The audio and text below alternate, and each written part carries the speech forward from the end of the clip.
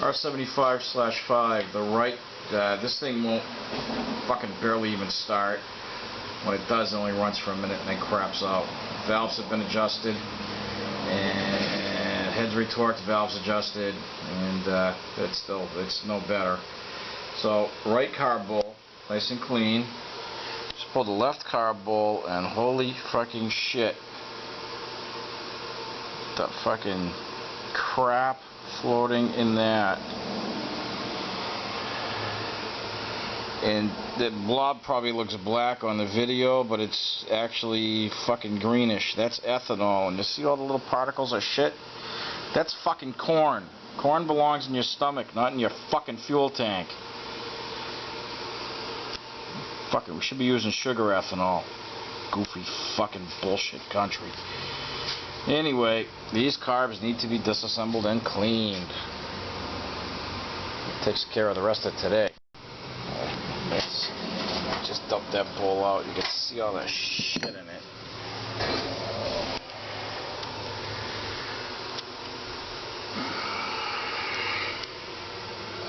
And we see now that that stuff that appeared to be black just dissolved.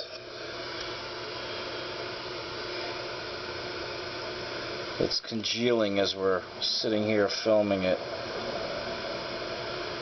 That's the frickin' schmeg you get from frickin' corn ethanol. Not too bad in fuel injected bikes, but it makes a mess of a carbureted bike. And if we notice this hole that's in the center of the screen, that is your choke circuit.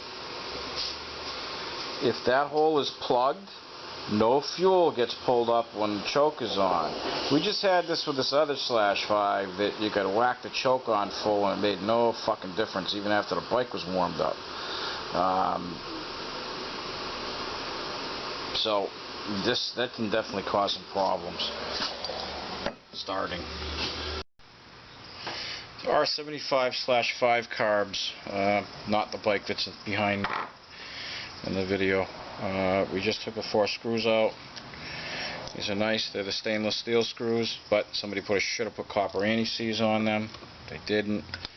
No big deal yet. So top off. Put that in your box. Slide out. The slide goes back in only one way. There's a little divot here in the diaphragm. It fits in a little divot in the carb.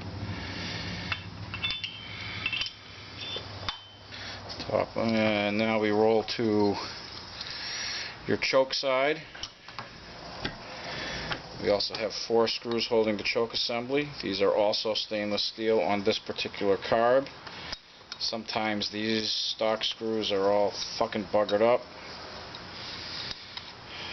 Worst case scenario, you drill the head off of the screw and then you can extract the threaded part of the screw later on with a pair of pliers. It helps if you unscrew it all the way, dumbass.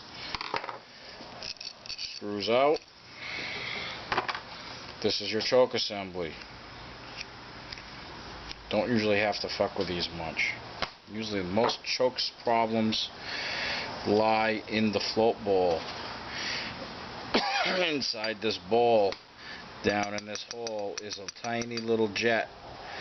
This hole right here has to be clear because that's where it draws the fuel up when it's on the choke circuit. That's where the carb gets extra fuel from. If that's plugged, the choke won't work. So now we have the choke assembly off. Now we come to this side. I have already removed the pilot screw and corrected the incorrectly applied O-rings. But since we're tanking this carb because this bike still doesn't start for shit. Yeah, see, this is messed up. It's already moved from where I had it. That's odd. That is odd. And this O-ring belongs up here, and I've already moved it up there, but I reused the old O-ring that was certainly buggered up. So it belongs here.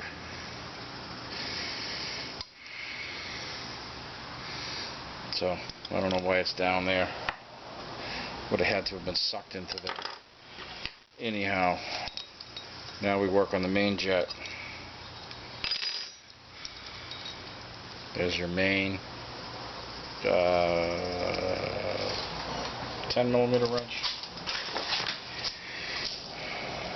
Dave's getting that. We'll take out the air screw, which on this carb is set at half. I'll turn out.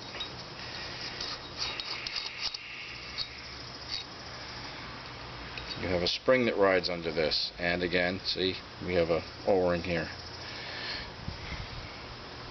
No reason to tank that. Nothing is going to happen with that one. This is just your pilot jet holder. Look at all the white shit, the corrosion and the crap. Look at that mess of ethanol. The sludge, the green, the crap.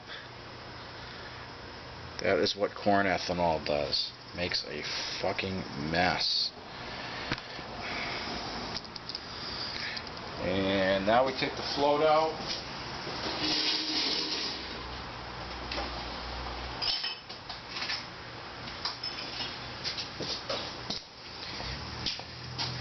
You need to look and find the knurled part.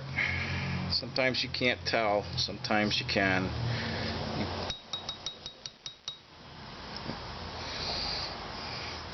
You can tap back and forth a little bit to try to see. See, the knurled part is over here. I don't know how visible it's going to be in this video. You don't want to drive the knurled part through both ears of the carburetor. There's your needle for the float.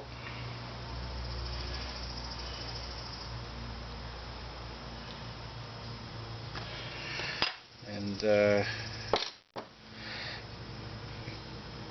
you can gently lift your cork gasket out. If I were doing a rebuild, I would replace this. I'm probably going to replace this anyway, but certainly if you're out on the road and you are doing this, you can reuse the same gasket unless it's leaking badly. And that's about it. We're in pretty good shape here.